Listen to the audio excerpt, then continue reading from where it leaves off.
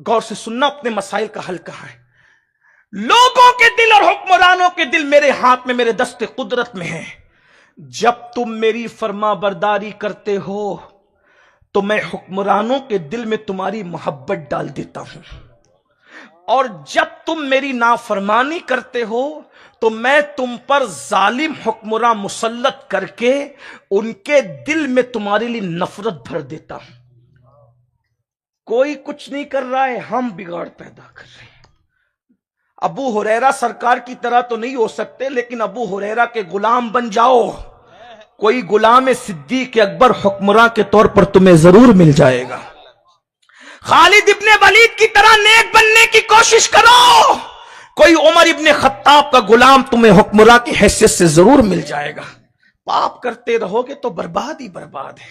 تو فرمایا کہ لوگوں کے دل میرے ہاتھ میں، حکمرانوں کے دل میرے دست قدرت میں. جب تم نافرمانی کرتے ہو تو میں ان کے پہلے تو ظالم مسلط کرتا ہوں، اور ان کے دل میں تمہارے لیے بغض، عداوت اور دشمنی ڈال دیتا ہوں، اور پھر وہ تم پہ ظلم کرتے ہو. تو اللہ فرماتا ہے ان کے خلاف کارروائی کرنے سے کوئی کام نہیں بننے والا. خود کہہ رہا ہے.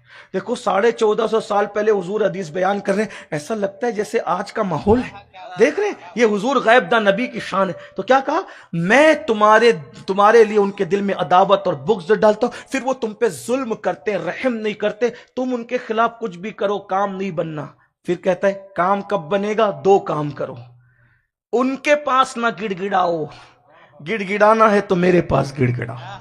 میرا ذکر کرو، توبہ استغفار کرو، توبہ کرو، معافی مانگو، یہاں تک کہ میں تمہاری کفالت کروں، میں تمہاری مدد کروں. بھائیو آؤ، حالات بدلنا ہے. 2 کام، ذکر اللہ، اور ذکر اللہ میں نماز اول نمبر پر ہے، کیونکہ اللہ پاک نے خود حضرت موسیٰ علیہ السلام سے فرمایا کہ میرے ذکر کے لیے نماز قائم کر.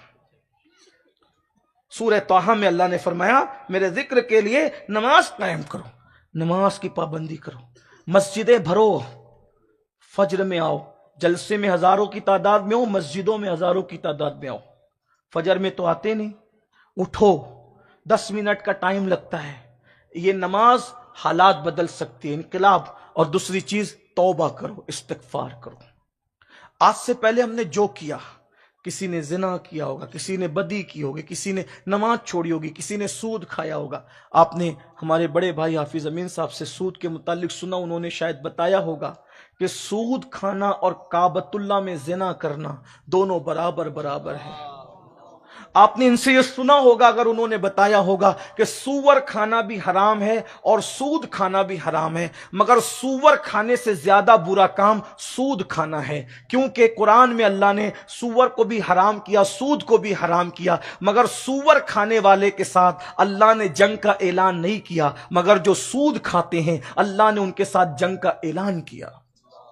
یہ جو کاروبار تباہ ہوتے ہیں سود کی وجہ سے، کیونکہ اللہ نے قرآن میں فرمایا جو سودی دھندا کرے گا ہم اس کے کاروبار کو ختم کر دیں گے، ہم سود والوں کو تباہ کر دیں گے، زمین سے لگا دیں گے. یہ اللہ فرما رہا ہے. جس کے ساتھ جنگ اللہ کرے اسے کس مولوی مولانا کا اور کس بزرگ کا تعویذ بچا سکتا ہے؟ اللہ جس کے ساتھ جنگ کا اعلان کرے بچا سکتی ہے امین القادری کی دعا، بلکہ اللہ جس کے ساتھ جنگ کا اعلان کرے بے وقوف ہے امین القادری اس کے لیے دعا کرے. اللہ جنگ کر رہا ہے، امین القادری دعا کرے، اوقات ہے اس کی؟ بتاؤ. اس لیے اللہ کی طرف آؤ، حالات بدلیں گے. میں یہ نہیں کہتا تعویذ کا اپنا مقام ہے، دعا کا اپنا مقام ہے، وظیفے، لیکن اللہ جنگ کا اعلان کرے. 3 لوگوں سے اللہ جنگ کا اعلان کرتا ہے، سن لیں. وہ تینوں میں آپ ہے تو نہیں؟ غور کیجئے. جو سود کھائے، لے اور دے، دونوں کے ساتھ اللہ جنگ کا اعلان کرتا ہے.